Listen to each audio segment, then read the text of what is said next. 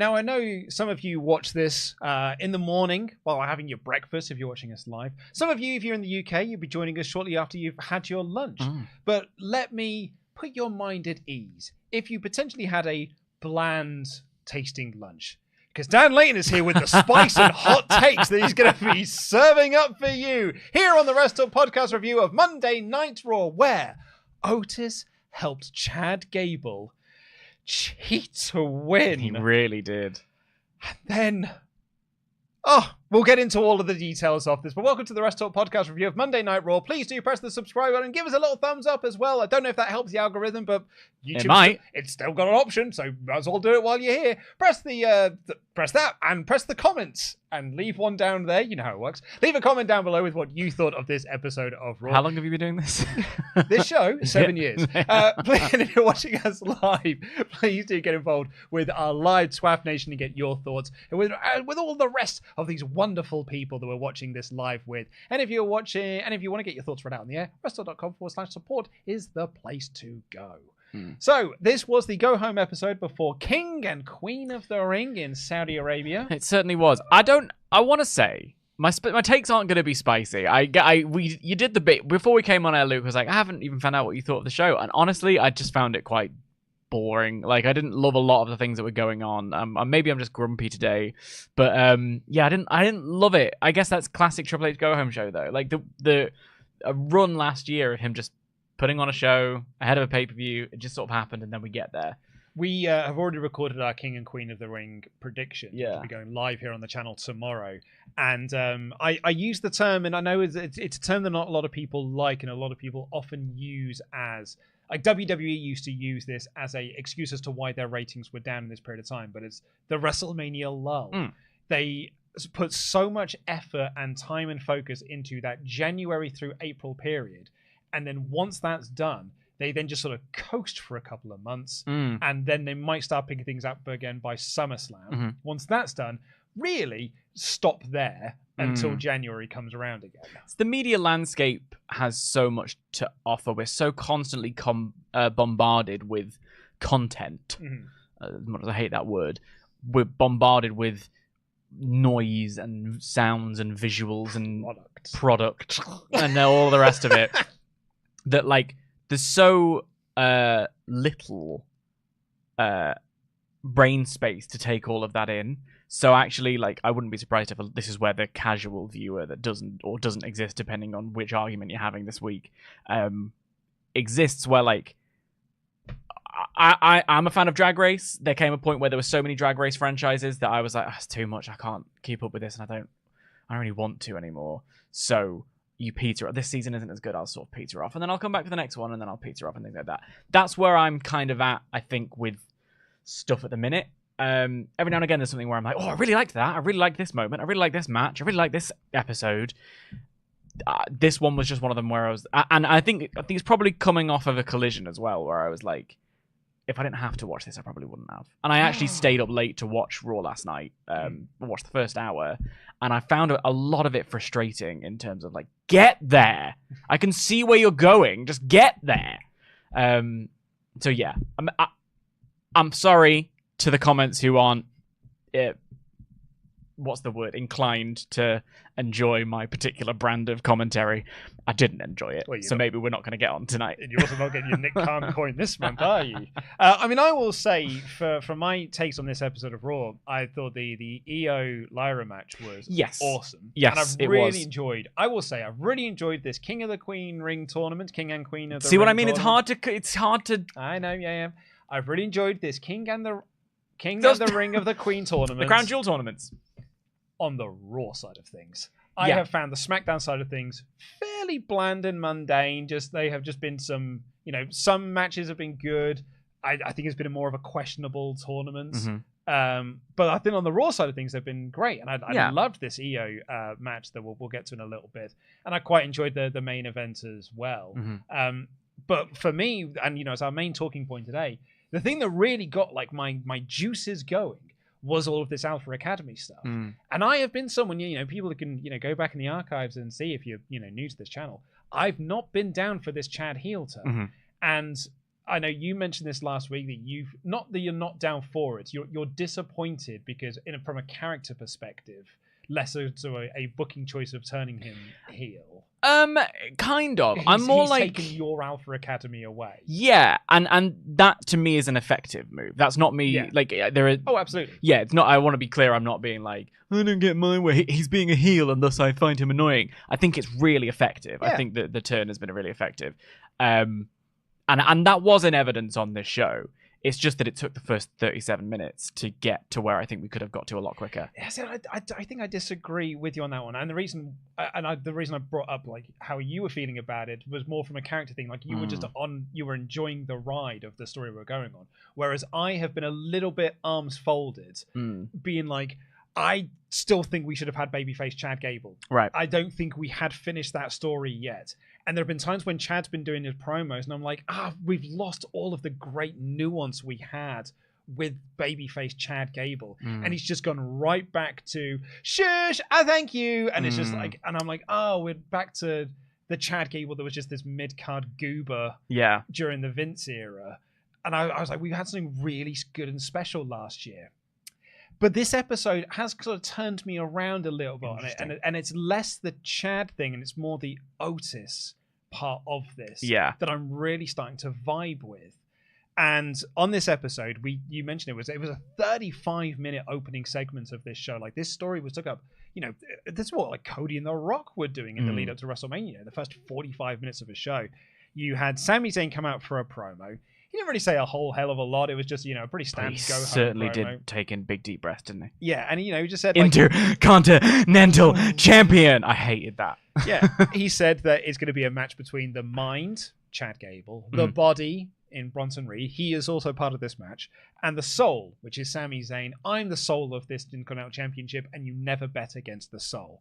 Chad comes out with his crew, and he does the stuff that he's been doing every week with them, which is just like, Maxine, you're not in the Queen of the Ring tournament, and you suck. Failure. And Akira Tozawa, you didn't soften up Bronson Reed like I asked you to last week. Failure. And Otis, you didn't beat Sami Zayn last week, and you didn't listen to what I had to say. Failure.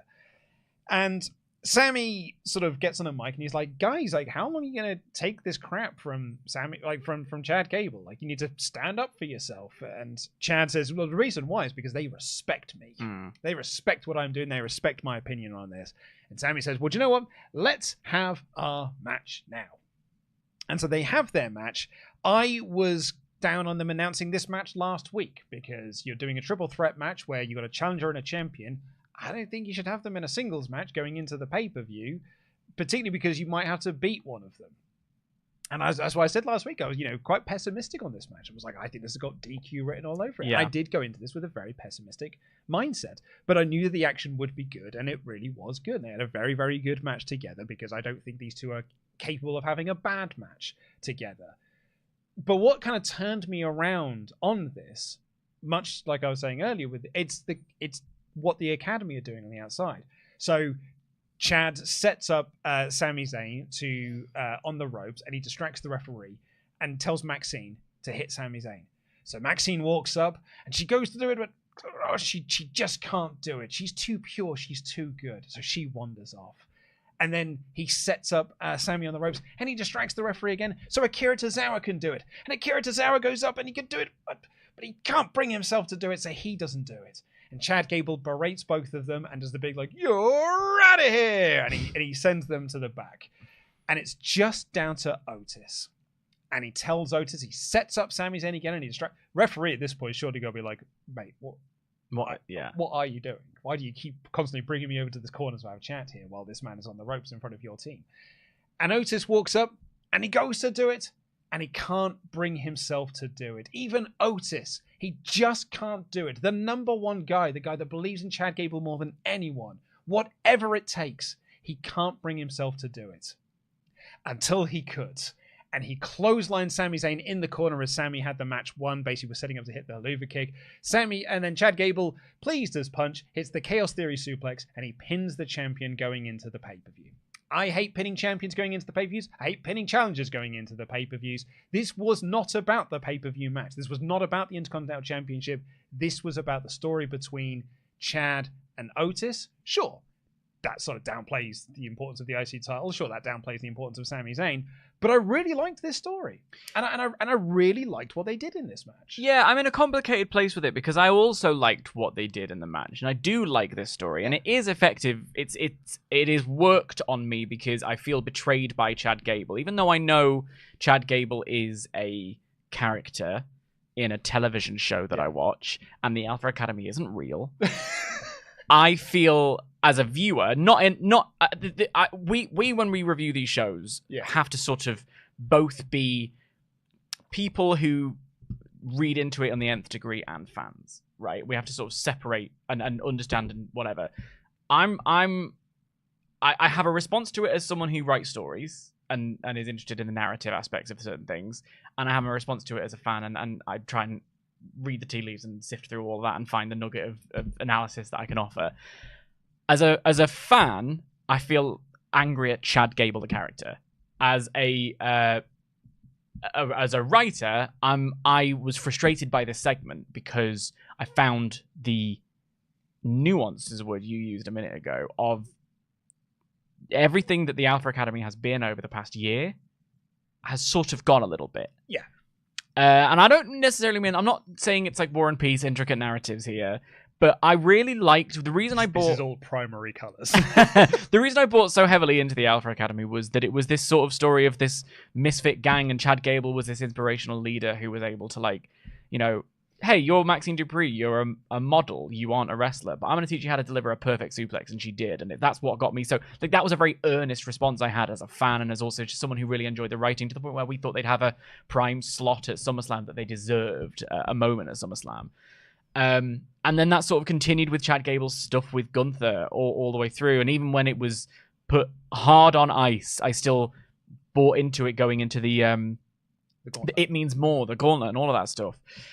And this feels like it's removed some of that nuanced stuff. The nuance of Chad Gable believes he deserves this, and it doesn't feel authentic to that character. Absolutely. Well, that's do you know what I mean? That's what I was saying about this. That's why this heel turn wasn't vibing with Yeah. him, for that exact reason. Yeah. Of, like, he was a three-dimensional character in the summer of last year and the start of this year. You're right. Like, there was, apart from that, you know, that bit on ice. Summer of last year, start of this year, three-dimensional character. Now he is just two-dimensional villain. That's it. Yeah. That's it. And I think some of that is not great. So the third dimension, as you're rightly pointing out, has been sort of put on Otis here, and that's what this segment was effective. Like, it must be a weird thing to watch as a viewer, me both give a negative critique and a positive critique in the same breath, because it is effective. It's worked on me. I'm cross at Chad Gable, but I also wish that it had been done a different way. However, in this segment, what was effective was this whole business of, this isn't who Maxine is, this isn't who Tozawa is, this isn't who Otis is, and that's because you trained them. I think that's the nugget that I'm missing, and I've only just arrived at that thought while I was speaking out loud. There doesn't, and especially what happened later in the show, I feel like it's going to go further and further away from, to the point where it's just, Otis becomes a babyface, he stands up for himself, rather than it being what I thought this all has been, and Chad Gable's character has all been, which is finding the person that you are. He helped Sami Zayn find the person he was to defeat Gunther. He helped Otis, Tozawa, Maxine find the people that they were. Didn't always work, didn't always win, but they sort of found their inner confidence and things like that, and he's lost his, and that's what's made him snap. And I don't know in the storytelling where that idea is going to come back around, if it's going to come back around. And I want it to so desperately, because I think that's a really effective narrative of, we as the Alpha Academy, we're people who care about you, and we want to help you find who you were. It now just feels like it's going down a very straightforward babyface heel thing. I don't let it play out. They've earned that. We say this every single week. And yeah, the segment was effective, because when Otis didn't go for the slap, when Maxine didn't go for the slap, I was like, yeah, love that for you. Love that energy. And then when Otis did go, I was let down by him. I was like, oh no, Otis, you've fallen prey again. Later on the show, again, I was interested. I do think removing the storyline from it and putting my production hat on, didn't need 37 minutes. Get on with it. And especially watching it live in the commercial breaks, I was like, I genuinely was quite bored. Like, which is a weird experience as a viewer. Yeah, and that's a personal one rather than a practical one. But I do think they could have got to the point. There was an awful lot of spoon feeding to your point, when he's dragging the ref, and she should have been like, "Hang on, aren't you? You know, why are you doing this?" It was very much like a, oh, and it did like one too many whores. It should have. Give us more grace.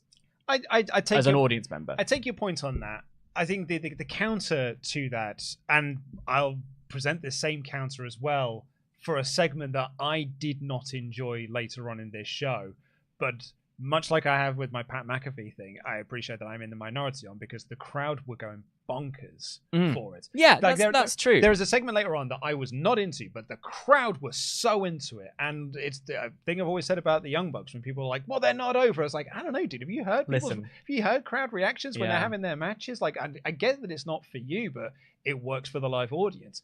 And there is some stuff on the show that is not for me, but it works for the live audience. And this Otis thing is working for this live audience. And it's working for me as well. I really got into it, particularly because we're going through all of the Sami and the Chad and Otis stuff on this, because I thought all of it kind of all ties together. It does. Chad was on the show throughout. Every single hour, Chad was on this broadcast. He has like 4 backstage segments, and that's something I've spoken about before. So I know I've been quite whingy in that first segment. So I do want to give them credit where it's due, because I've said how much I like it when there is a through narrative of the whole show. When the person comes back, they don't just come out for their segment. Chad was throughout this whole show. Yeah, it was interesting. There was a continuing narrative development which hooked me. So I think they deserve credit for that. So backstage, Bronson Reed, who is part of this match, walks up to Sami Zayn and is like, ha ha. He laughed in big heel. It was like, ha ha ha. See you Saturday. And Sami was like, well, yes, you are part of this. Yeah. Sorry, I will see you on Saturday. And behind him, Otis walks up, and Sami was like, you know what? I thought you were better than this. And Otis just very honestly just looks at him and says, I'm sorry. And he just apologized. Just a very earnest apology. He realized in that moment, he thought it was the best thing for him to do, is because it's what Master Gable wants him to do, but he knows deep down it's not the right thing to do. So he wanted to be a good person. So he went and he apologized to Sami Zayn. And then Sami said something that I hadn't quite sort of pieced together on this. So I'm glad that this was spoon-fed to me, because I'm a big old thicko, which is, this is Sami and the Bloodline. And Sami was like, I know as well as anyone what it is like to be in a faction with an overbearing leader who's getting you to do things that you don't want to do. And you're being punished by doing the things that they ask you to do, and are being punished for your failures. I know what that exactly feels like. And so, he's like, what you need to do is stop listening to Chad and start listening to those fans out there. Big Otis chants for the big man. And so he then goes to tell Chad Gable. He's like, shit, I'm going to go do this. I'm going to go tell that Chad Gable. And he finds Chad Gable talking to the Creeds. This was fun. And I thought what was so interesting about this is that you look at how the rest of the Academy have been reacting when they were around Chad Gable. Maxine with her big boo-boo face, and Akira Tozawa, who is just a bit like, I don't know how to react to this. And Otis, who is all this ball of conflicting emotions. Oh, Julius and Brutus. Yeah, Chad. They were laughing. They were laughing. They did not seem upset about Chad Gable's actions. Well, they were having a laugh and joke with him. They were talking about something entirely separate. So they didn't seem disgusted at what Chad Gable is doing to the Alpha Academy. They didn't seem to be morally upset that he was forcing Otis to cheat on his behalf. If anything, they almost seemed to be like they thought it was a good idea. And Chad said to him, just think about what I'd said, yeah? And off they go. And that's been, ever since Chad has turned heel, a lot of people have been fancy theory, there's been reports and everything that once the Alpha Academy breaks up, Chad will have his new team Angle. And he will have his world's greatest tag team as his backup for Kurt Angle, and it will be the Creed brothers. And Otis walks up and he wants to talk about how he apologized to Sami. He's about to say all the things that Sami just said to him. But Chad cuts him off being like, I like that. You're now attacking him mentally because you didn't really mean that, did you? And guess what? I've booked your travel arrangements for Saudi Arabia this weekend. So you're going to be in my corner. I need you, my number one guy. And we will win this title for me, no matter what it takes. Essentially telling you the match is going to be set up for, it's all about Chad and Otis. This is... The title is a important part of this, but it's this story, this dynamic between these two people. And I thought that this was the most effective story work they did on this episode to make me want to see the pay-per-view this weekend. This is where that sort of 3D element got put back in a way for me, because Sami, even in that segment with Otis, talked about how he basically said, this is who Chad Gable is. And I was like, well, it's not. Like, it's not. This is just someone who's snapped. Yeah. It's not who he is. I think there's far more compelling story to be told in helping someone remember who they are. Yeah. And Sami Zayn should know as well as anyone who Chad Gable is, because Chad Gable helped him win that championship. Like, I find that part to be like, well, I don't feel like we've been watching the same Chad Gable over the past however many years. So then to have Otis almost have that reminder of like, I always book your travel arrangements for you. I always look out for you, because he does. It's one thing. Roman would lie through his teeth, right? And manipulate. I don't think manipulation is what Chad Gable's doing. I mean, or at least has been doing over the years. Yeah, Sami did say he is a manipulator. Which is what I don't think he is the thing. I don't think he is manipulating. I think it's manipulating is a very different thing to what Chad Gable has been doing by saying, you suck, you are this, you are that. Like, that's... I don't know. Maybe that's wrong on my part, but I read it in a very different way to the Bloodline. So when we did have this, there was almost more of like, there's conflict in there. And then there's also an extra element to add to this, which is the Maxine and Ivy Nile tag team that we got later on in the show, which I also thought fed into this in some way, including one very brief and possibly completely inconsequential shot that happened. We'll talk about it when we get there. But the idea of maybe he aligns himself with the Creed brothers, and it's the Creeds versus the Alpha Academy, and they can help him find a way. But I don't know. I think I've probably gone too far on my wanting it to be about helping the good person remember he's a good person thing, and maybe it's just let him be a heel.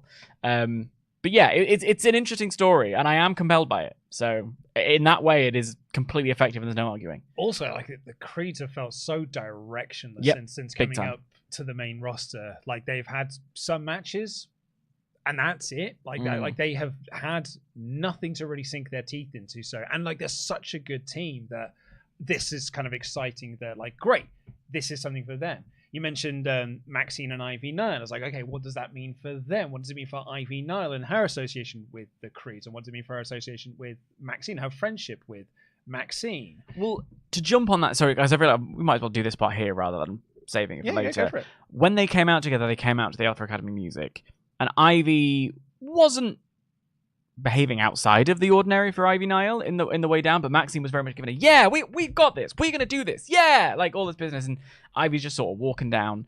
Then obviously in the match, it's specifically Maxine is the one who loses, and we get a cut to the outside where Ivy Nile's sort of looking up like, kind of pissed about that. Could have just been that she was selling her hurt. Could have been that she's like, maybe you aren't as good as I think you are. Maybe Chad's right. Because it was last week that he was talking about, Taylor Not So Swift and all that stuff. So maybe that's all a part of it as well. And we get a full dark Alpha Academy kind of thing. Yeah. The Dark Avengers. Yeah. I think you might be onto something there. And, they can then go and feud with the original Alpha Academy and stuff. And then they can find its way back. I just want nice people to find their way back.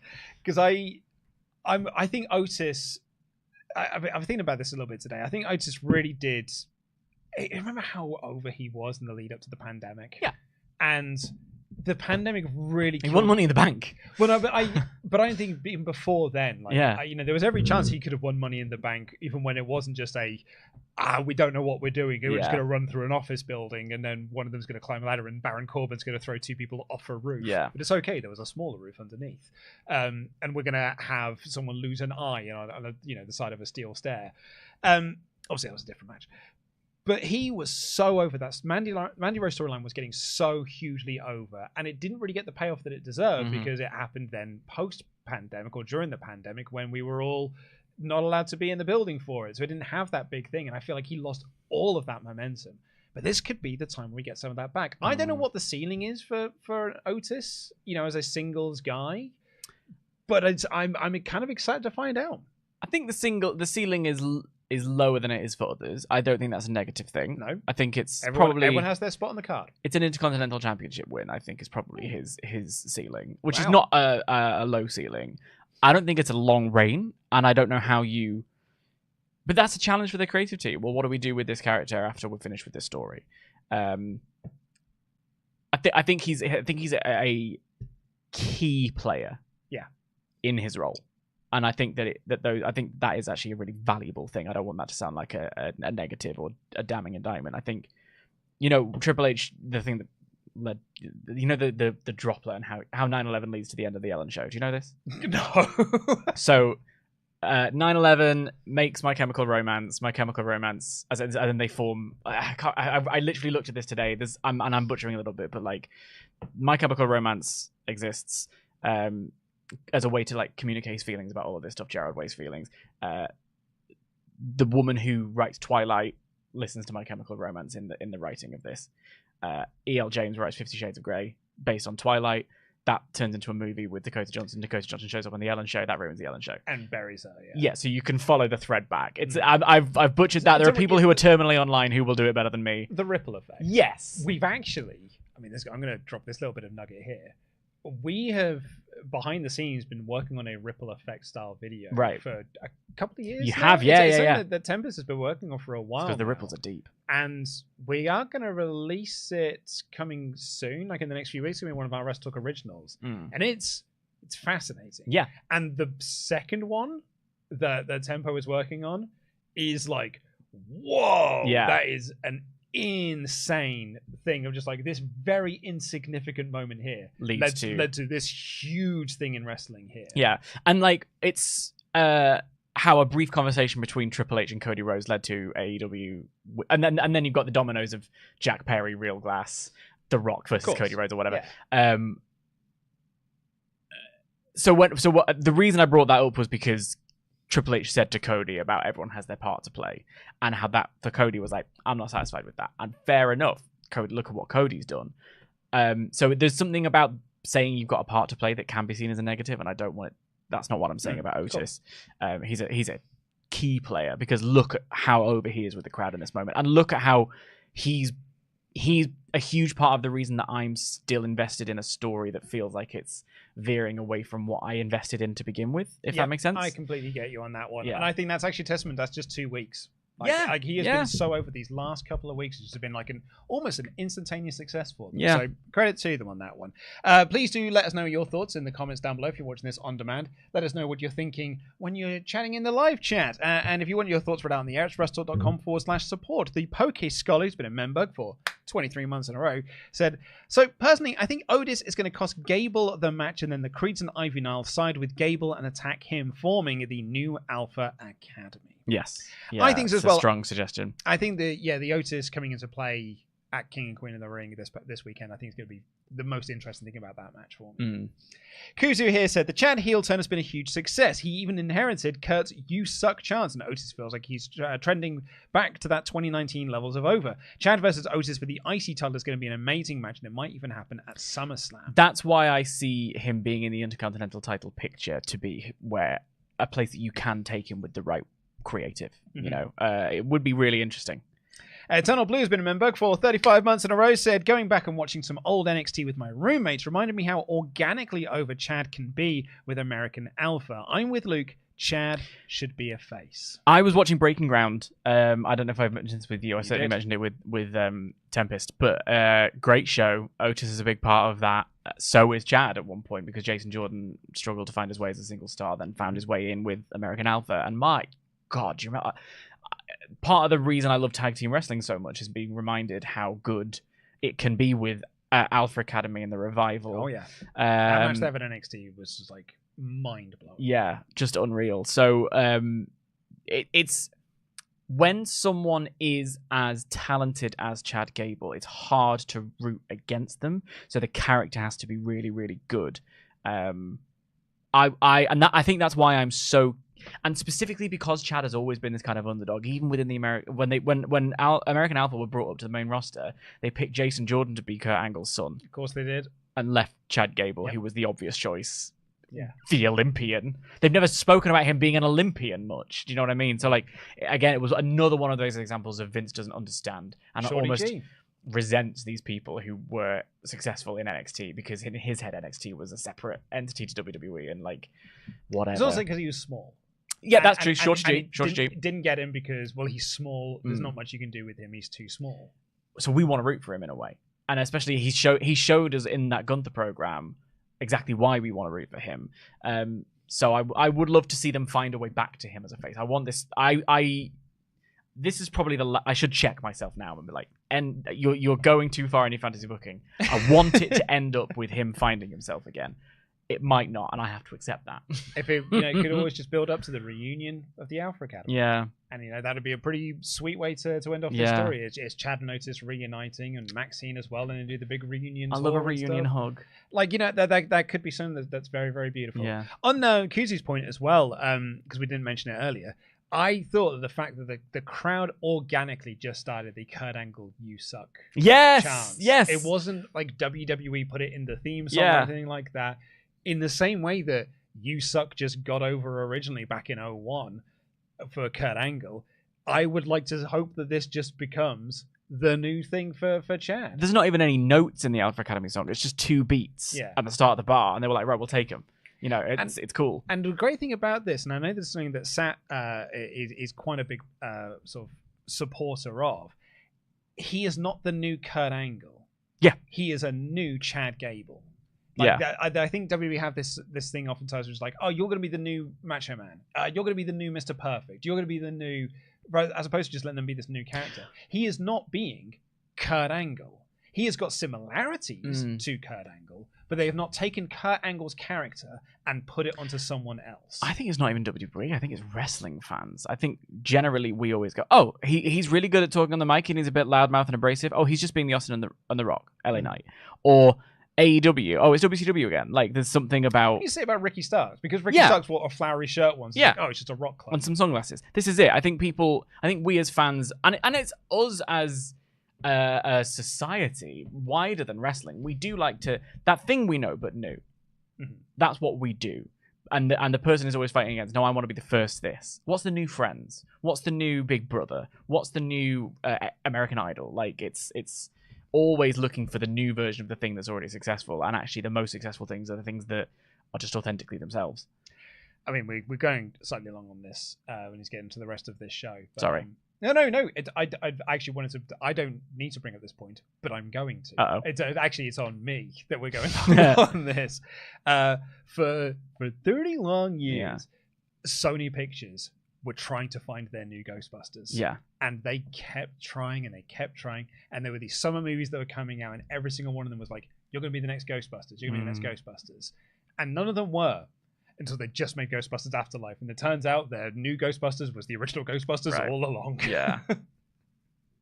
But anyway, we need to get on to the rest of this show. So we talked about the very big opening segment of this. Pat and Cole talked about the spooky ooky QR codes. Did you see the Drew McIntyre thing from last week?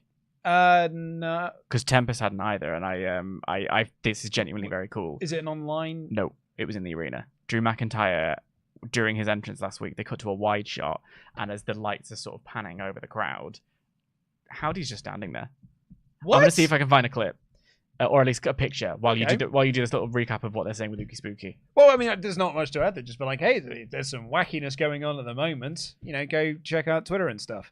We had a video promo for Io Sky, which was very cool. And then we were supposed to have an interview with Chad Gable, but there was some commotion. And we found out that Cruz del Toro had been attacked for the LWO, which we very quickly found out was just Carlito again. And he was laying low in the Judgment Den. Have you got the picture? Not yet. Because we need to speak about the next thing. And I keep going. You've got some thoughts on because the next thing on the show was Bron Breakker. Oh yeah, do not like the way they are handling Bron Breakker at the moment. Counterpoint. I think it's great. I don't want to log into TikTok. I no just one want does. to look at the clip. Look, what happened is he's standing there he's walking around the thing.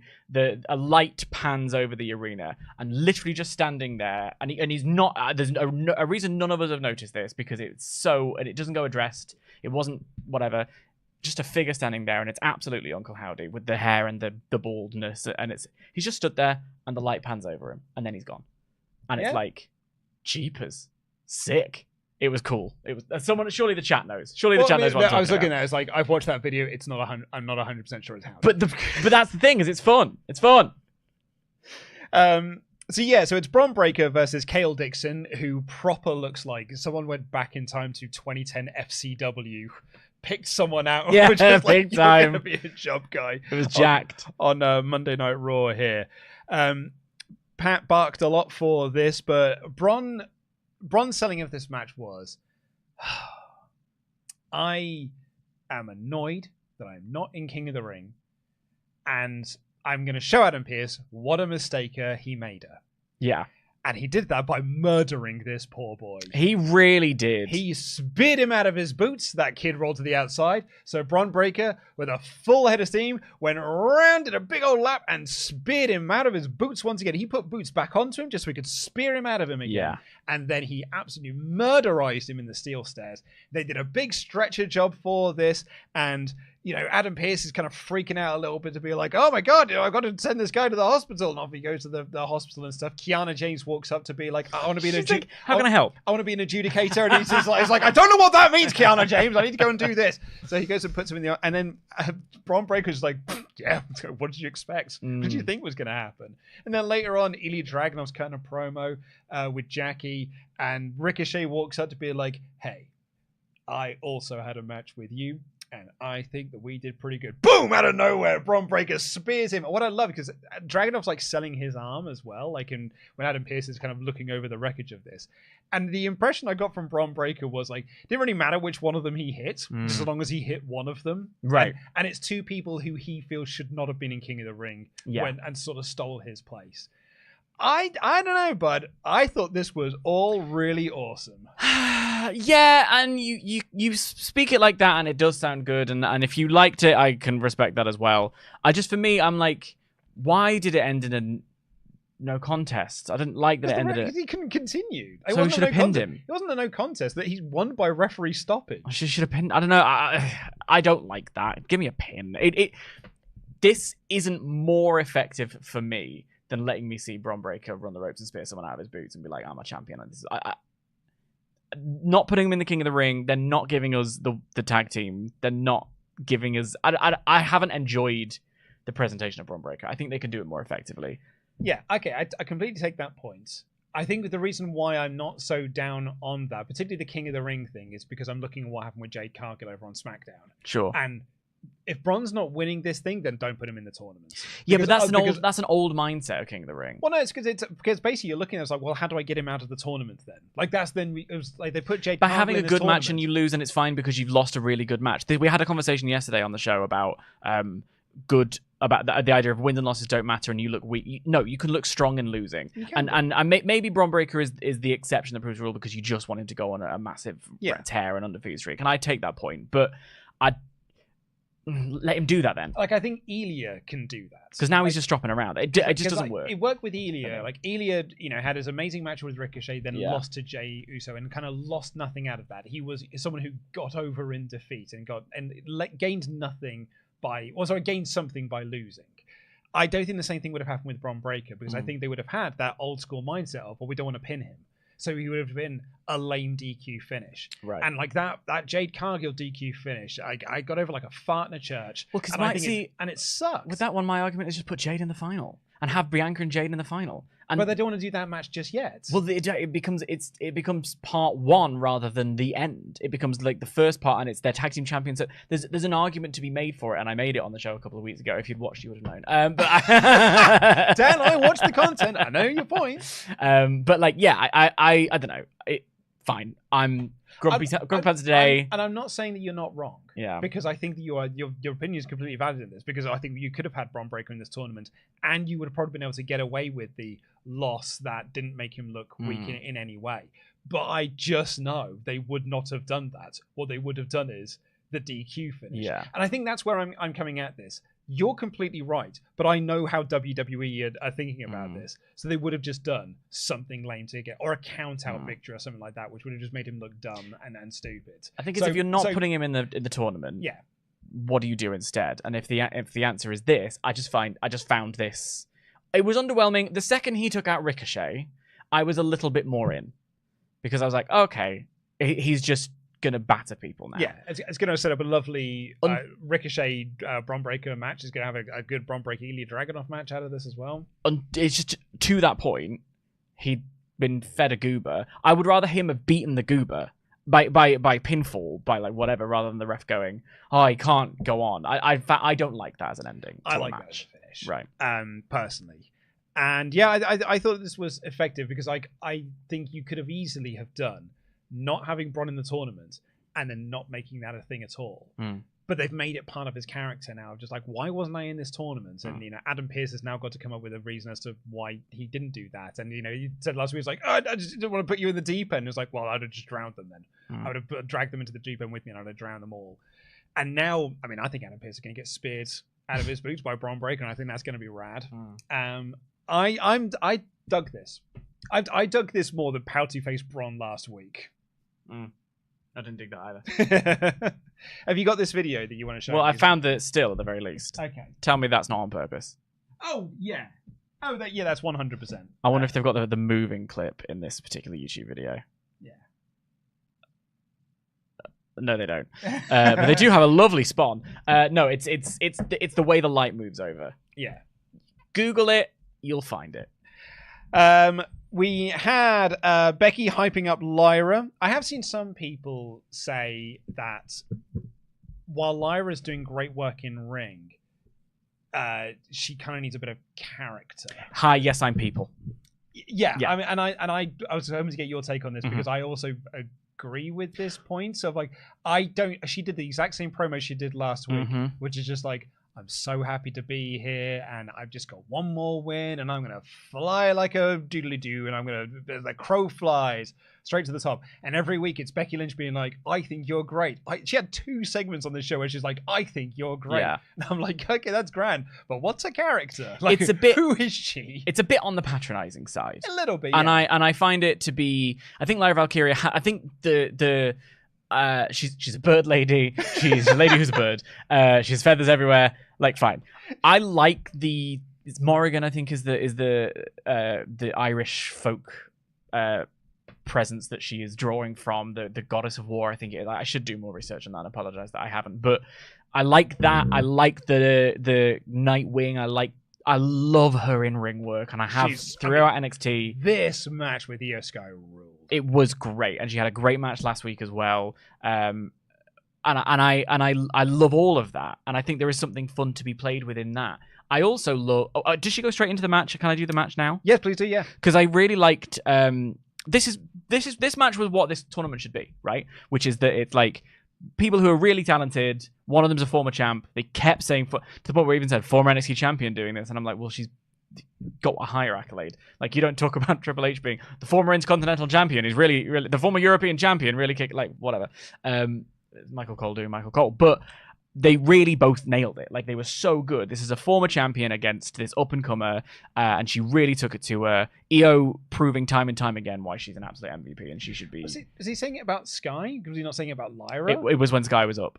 Oh, okay. Well, yeah, that because I would have thought calling Lyra former NXT champion makes a whole mess of sense. That is the high accolade that she had, and she beat Becky Lynch for it. They were saying now she was coming in the ring. Like, she beat Becky Lynch for the NXT Women's Championship. I'm 95.78% certain he was talking about Io Sky, primarily because she was in control at that point. Some good odds. But the either way, the match was fantastic. The match was awesome. When you then get right down to a perfect. Do you remember when Drew McIntyre won with a backslide?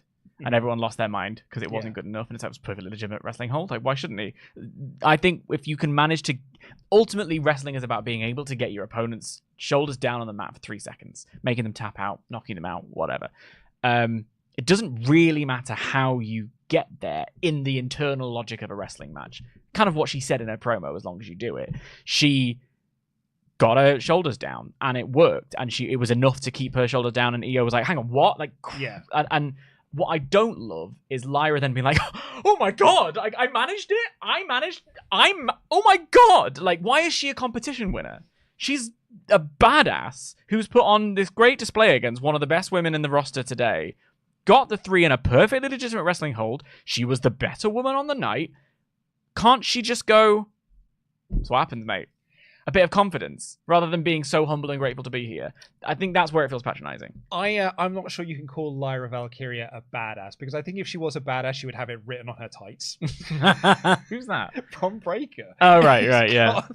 Bron Breakker's got this rinky-dink gear that's badass. Because nothing tells me you're a badass more than having it written on your singlets. They opened a box of offcuts from the 90s and found Billy Gunn's old shorts. No, I think she should have more of a character, and I think I think the work shows that. I think she deserves it. Absolutely, yeah. And when we say like more of a character, it is because I think there's this whole thing of just like the reason why AEW is failing because it doesn't have characters. Like, no, it does. It's just that what you're expecting is to try and find. I am a Binman plus wrestler. But like a lot of their wrestlers are like, I'm the best wrestler on the planet. Like that is, you could say that's a lot of people's character, but they have their own different styles in that. Bryan Danielson's version of I'm the best wrestler on the planet is very different to Will Ospreay's I'm the best wrestler on the planet. They are very different characters. Lyra doesn't have a character at the moment. Like, all she does is she just goes like, I'm lucky to be here. She's Becky Lynch's mate who's coasting. Yeah. But which is not true. And to your point, I don't think she should be so surprised that she won this match, because she's like awesome and she showed how awesome she was in this match. And what I loved about this finish, I thought this was a great finish to a great match. It is one of those great finishes that doesn't diminish Io Sky at all, but it does put over Lyra Valkyria. Exactly. So that is a successful finish. Yeah. I thought this was a really, really great stuff. And Valkyria making it through the final, I thought was awesome. Yeah, and it's a really good choice. I think it's, again, I understand why they're doing she's like Becky Lynch's mate. It's giving her the rub without having to have them wrestle. It's saying that she's someone, this person, the most respected woman in the division, respects this person, ergo we as fans should respect her. I get all of that. It's just that the work is so good that she doesn't need that much. I'm just a girl from Dublin. I'm so happy to be here. Like, yeah, give her more. Truth did some comedy backstage with the new Catch Republic. And then it's going over. So I'm doing my second Drag Race reference, but there's a clip where she's like, "You on the internet told her it was funny. I blame you." That's what's going on here. If it's working for you, I'm happy for you. Miz walked up and he did some comedy, and then Truth told him that he's got Andre the Giant backing them up. And then Miz said, like, maybe we do need Andre on our side. So he starts, like, speaking up to the heavens to speak to Andre. And then Truth walks back in and is like, who are you speaking to? People think I'm the crazy one. Truth. We then had Gunther cutting a promo in an empty arena and said that he's in the business of taking hope away from the people. Mm-hmm. Really rooting for him to do so. We then had Damian Priest telling Balor and JD McDonough to win the tag titles. And then this is where we got the confirmation that it was Carlito that attacked Cruz del Toro and said that you need to lay low. Carlito's like, yeah, that's what I'm doing. That's why I'm hiding here. And Priest's like, well, I didn't say you could just hide here and lay low. And Balor is almost sad. You better lay low. And Balor is almost sad that he is going for the tag titles tonight, but it's not with you, though, is it? It's not with you, Damien. Cute. So that's what I'd much rather be doing it with. I quite liked this. I didn't like that it was the same problem I have on AEW at the moment, where it's like the world champ is the third most important thing. Like, he's an afterthought at the moment. That's the perception I get from when I watch the show. Priest is the world champion. I didn't see him holding the belt, and he was in the middle of the show in a segment to lead into a tag team match. It's because they've set up no other challengers for him apart from Drew McIntyre, who's injured, and at Clash of the Castle, who is injured. Yeah, and I'm like, so again, that's where I'm like, well, that's a failure. I think you should find a way to include him in a more prominent position. However, that said, I liked this part of it where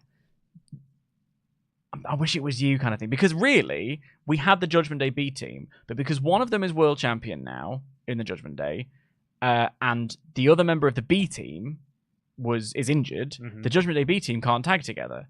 So Balor, who may have been set up for a sort of singlesy run with Priest, now has to fill this position. So I was like, maybe they'll be challenged. So I quite liked that they are doing more with this kind of like Priest and Balor thing, because I think Balor is a really interesting challenger for Priest. So I enjoyed the little crumb that I got there. Zoe Stark and Shayna Baszler were backstage having a conversation when Sonya Deville returned.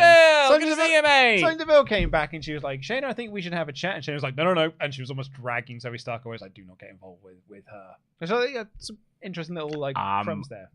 Shayna Baszler and Zoe Stark both had incredible. Don't be so hyperbolic.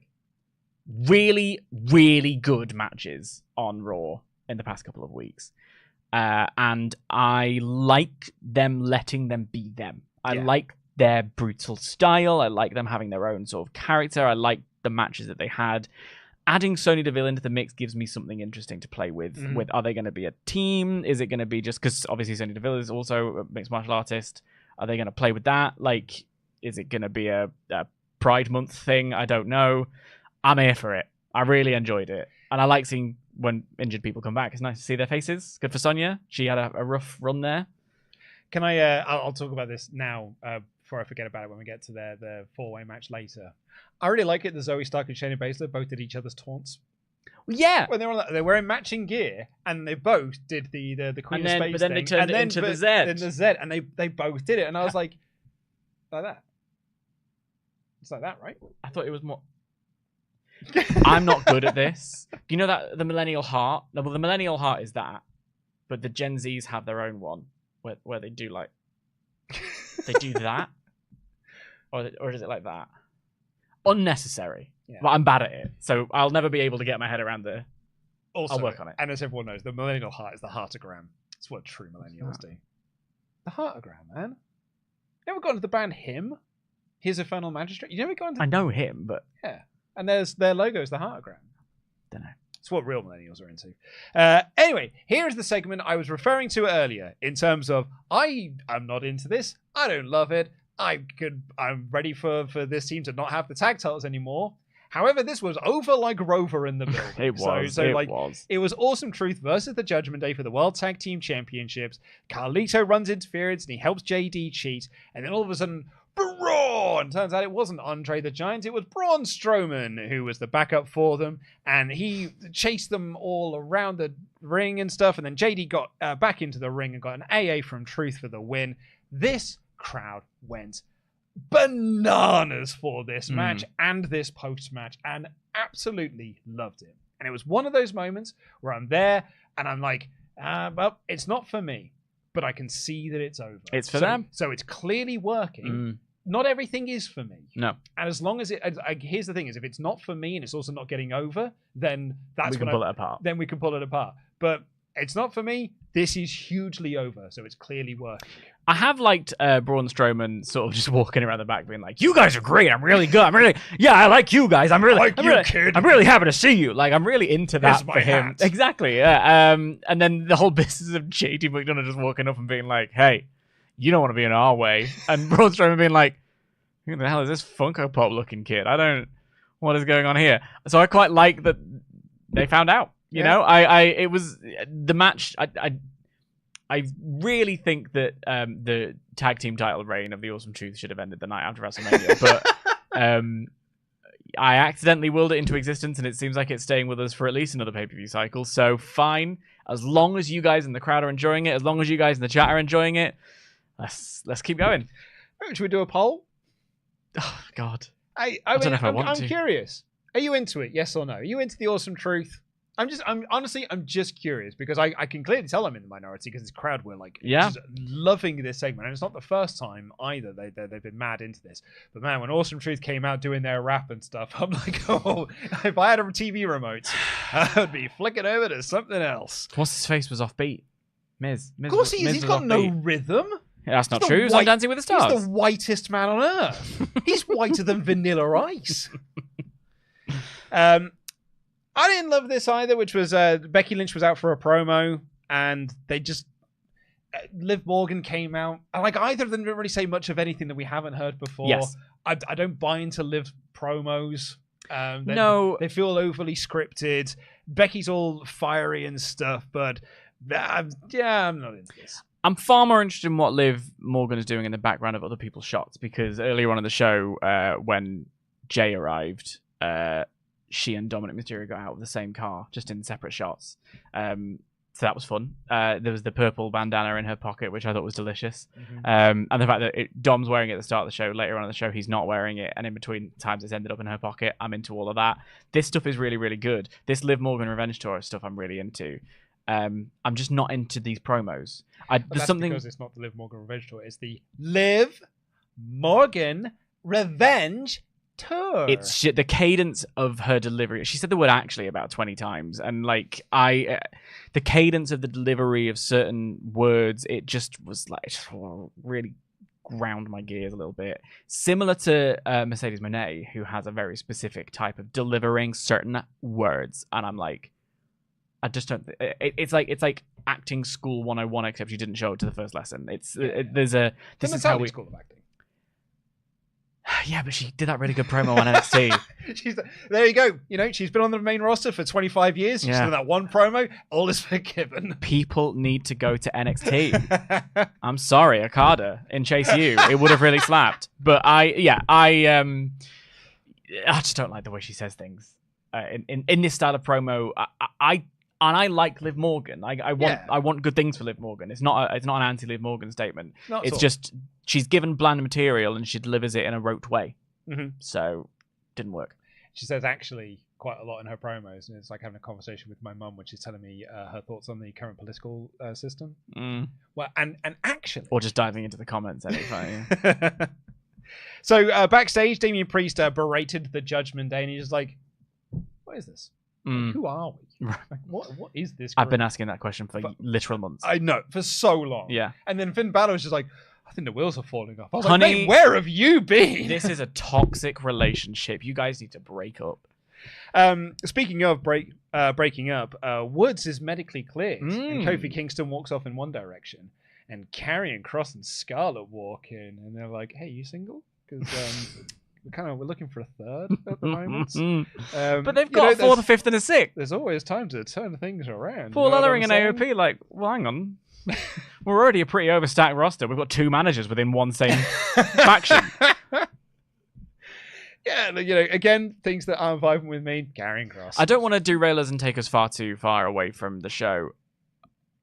I wasn't really watching NXT when Karrion Kross was champion. Was he ever over? No. And Karrion Kross's gimmick in NXT was, you're not good enough to be the NXT champion. Right. Adam Cole literally had a promo where he was like, you are not as good of a wrestler as everyone else. Right. It's weird that you're the champion, so I don't think you should be the champion anymore. I want the best for all of them, and I want them to get over. But he did have a cool entrance. But this is the thing. When he returned, when Triple H took the book in like 2022 or whatever, and they put the little time turner on the ring and then called out Drew McIntyre, and then that never went anywhere. They had a match. Oh, did they have a cage match? They had a cage match. Oh yeah, they had a match that I think in fact Karrion Kross might have won the first match that they had, because he had that moment when he left the ring and his hair got all fluffy and he looked like Sullivan. Thank God he's moved through that now into the man bun phase. His little handlebar touch. Yeah, I want the best. I just want to know what they want. Well, you know, they want. There's always more time to turn things around. For both Woods and Kingston, they've done that in a row. So at least they're consistent. He's just trying to split them up. Look, I have heard nothing but nice things about Karrion Kross as a person. From what I can gather, is one of the nicest dudes. I've yet to have that moment where I'm like, that's why companies keep making him a main eventer. And speaking as someone who is considering taking a break from the bleach for a little bit. Are you? Yeah, it's just quite expensive and it hurts. Tell me a sex tape. Scarlett going brunette has taken away some of the Scarlett from her, which hasn't helped by the Final Testament not really having a purpose. So come on. I want the best. I want this to work. We had a 4-way match with Damage Control, Shayna and Zoe Stark versus Maxine and Ivy Nile and the Party Girls. Fun match. My favorite thing about this match was Maxine was given loads of time to shine. This match felt like it was trying to make a point, which is just like, stop bullying her, internet. Look, she's done 4 moves now and she didn't mess up any of them. Leave her alone. She did one of my favorite things in all of wrestling, which is an ankle lock grapevine. So I was really thrilled about that. I also love her kip up. Yeah, like, she's got those probably like kip up things where she's like her body proper like follows through from it. It's kind of magical in a way. I'm aware that we are sort of like the most tippy top of this particular pyramid of a type of person, but there is really something hilarious about deeply unathletic people critiquing athletic people and saying you can't do this. Like, well, you couldn't ever. Like, she's at least out there giving it a go. Do you know what I mean? I've got a lot of time for Maxine Dupree. But I also, I liked the narrative of this with her and Ivy that I mentioned earlier on. I liked Shayna and Zoe's doing the Zeds and the hearts. I also, do you know what? I really enjoyed the finish to this match as well. I thought this finish was rad, which is that it's Kairi Sane and it's Maxine. They're the legal people, and Kairi Sane goes over to the corner. Are you legal? Goes over to the corner, and Shayna Baszler on the outside locks her in the Kirifuda clutch. Yeah, and Zoe Stark tags in. I thought that was awesome. It was like Shayna Baszler just choking her out, and she was like, "Yeah, now I'll use the opportunity to tag in." And then she and Shayna hit their double team move on Maxine to get the win. I thought it was a very, very cool finish. It is. I do love the prospect of Shayna Baszler and Bianca Belair in a tag they're team. the tag champs. I was just trying to think who they were for a second. Bianca and Jade. Yeah, this division is confusing, but this match was fun. Yeah. Great way to sum it up. Yeah, and just more time, more wrestling, more commitment to the people, the characters, the bits. I'm glad that I am intrigued. I have a question mark about where it's going to go, like what Sonya Deville is interested in, what this match might look like. Where and I think if you want to take the tag titles off Jade and Bianca, you have to have a healthy division and challengers. Otherwise, it's mega powers. Yeah. And then our main event was Jey Uso versus Gunther in the King of the Ring semi-final. Gunther targeted the arm throughout the match.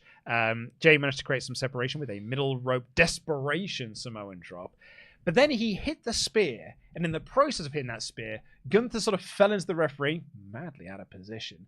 And the referee didn't really take a bump, but the referee was like slightly like distracted from this, and he was sort of like trying to recover. And so Jey went up top and he hit the splash. And it was just that moment's hesitation of the referee counting. There was more than enough time for Gunther to kick out of this move. And then the referee then went to them and was like, by the way, you've got 10 seconds before the show ends. And so Gunther was like, quickly, powerbomb, sleeper. And as you go, pass out.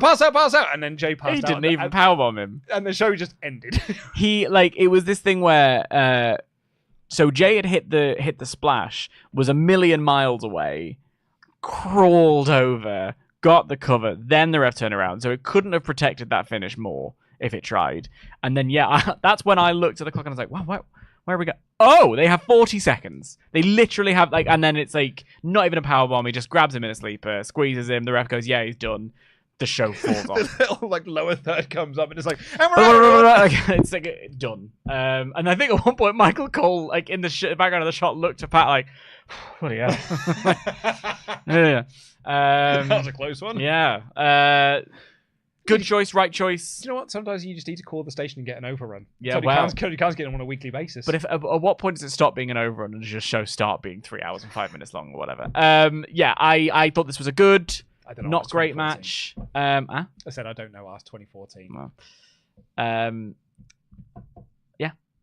I thought it was fine. I thought it was a good match. Yeah. I think Gunther winning is the right move.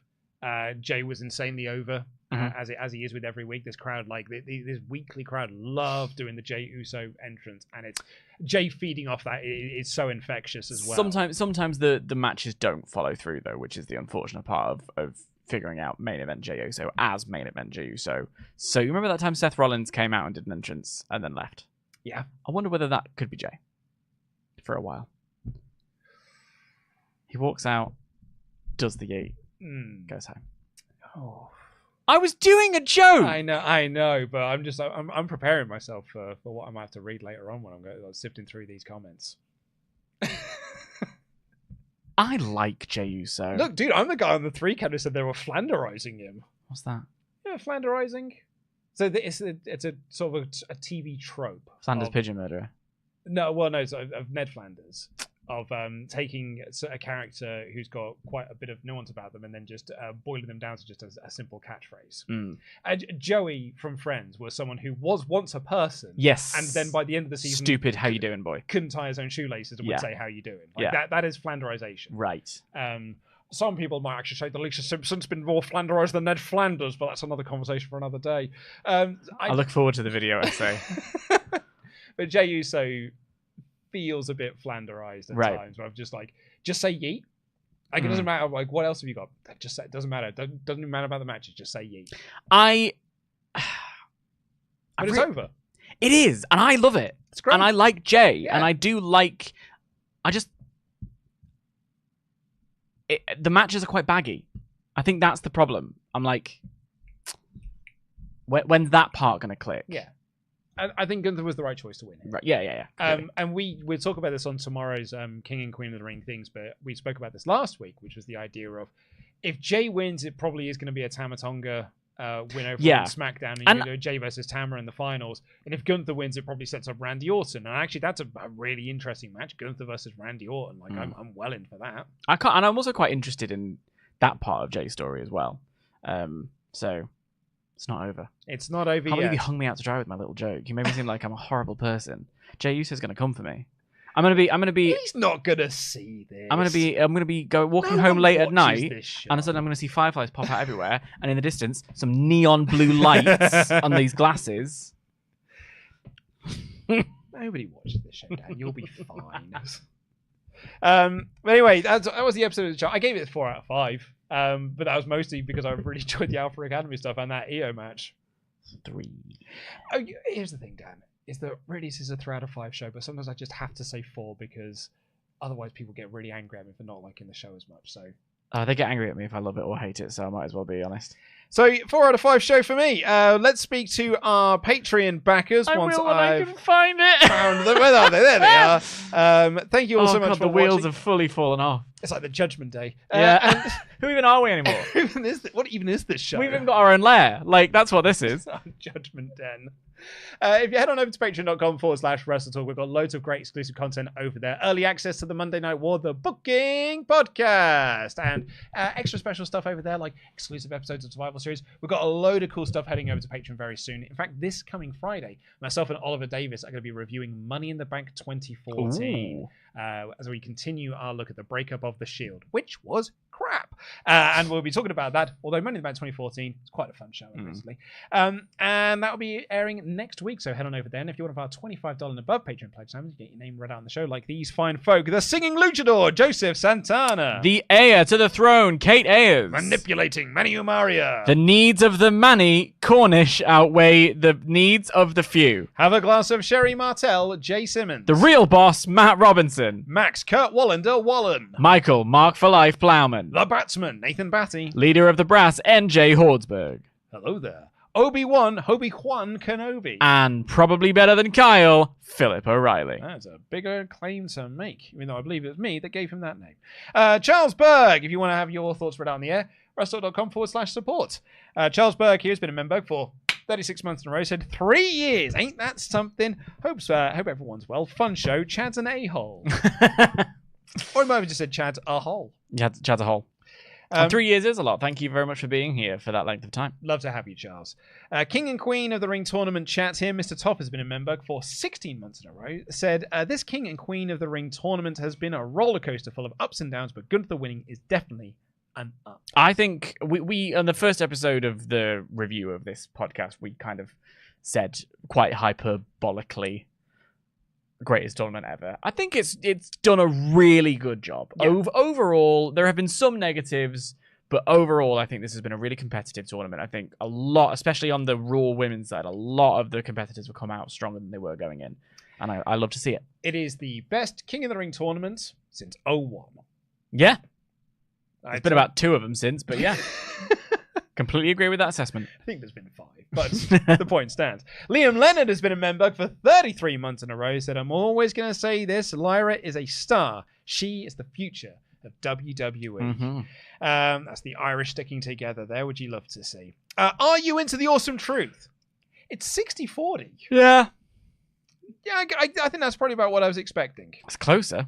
Aiden here said, hi guys, I'll be brutally honest. I couldn't be any less into Liv as champion if I tried. I'm hoping Becky retained and it comes out that she has re-signed. I'd rather keep the belt on Becky and build to a rematch with Rhea. I think the problem is they've done nothing with either Becky or Liv in this feud. It's not necessarily that the feud hasn't worked, it's that they haven't tried. And I wonder if that's because they tried already and this now is just like, we'll spin it out because we can't have them wrestle again or whatever. It just hasn't been effective. So, yeah. Rakai here said, "Hey guys, just want to express how much I loved the Missing Therapist Twitch stream this past week. It might be the most terrifying thing I've ever seen for WWE. Only thing is I feel it actually is too real for WWE, but I'm trusting WWE to crush it." I haven't watched the full hour, although I can imagine it. It's I've watched the very end where it all starts glitching and whatever, which is quite fun. But maybe the full hour is like ASMR, just an hour of someone sitting in there asking how you're doing. If someone could do a supercut, that would be great. I am fascinated to see how Triple H led WWE will pull off this character while Bray Wyatt isn't around. Do you know what I mean? I want the very, very best for this. I think I said in a list I did last year that Bray's genius was so specific and the person in charge could never really get it. And I wish we could have seen what he would have done under a system that really got him. Ollie once said on an episode of 3 Count, perhaps too creative. Yeah, as like as his sort of 3 words for Bray Wyatt, and I think that he's probably on the nail there. Yeah, in some cases. I'm curious to see Wyatt 6. I said this on the most recent 3 Count. I was kind of into the Wyatt 6 thing until the list of names came out, and I was like, oh, they just looked at their roster and said, "Who's spooky? You're in the group," and that feels a bit Route 1 for me, and that has kind of made me not into the idea of the group more than I would like, because it just feels like that for me feels like there's not a lot of thought going into it. If I can be honest, though. And this is not directed at you specifically, but that is what we tend to do. We tend to, as fans, get ahead of ourselves. If one is down on an idea of something that hasn't happened on screen yet, I feel like that's unfair. It's not being down; it's less excited. Right. I'm gonna be as excited as they give me every week. I think. I'm intrigued more than anything. Mayor Bearsville Dan said, "Hello guys, just wanted to know, let you know that you're fantastic and I hope you're well. I just wanted to mention the death of Bad Bones once more. Walter, Absolute Andy, Carsten Beck, Bones, 3 of which have died too soon. Without them, there would be no Bash in Berlin." Yeah, really, really sad. It kind of caught me off guard this morning when I was going through the news, because John was such a nice guy. As I said in the news today, I only met him a couple of times, but on the times that I did meet him, and such a nice guy. And Dave Bradshaw has put up a really, really nice piece. We've given some thoughts on him. But yeah, super, super nice dude. And 40 years is far too young. Very much. Swaggle Boone here said, "I've been so excited for the Bloodline video. I first signed up for Patreon a few years ago when I watched a Super Eye Patch video essay that was so good, I felt bad not paying for it.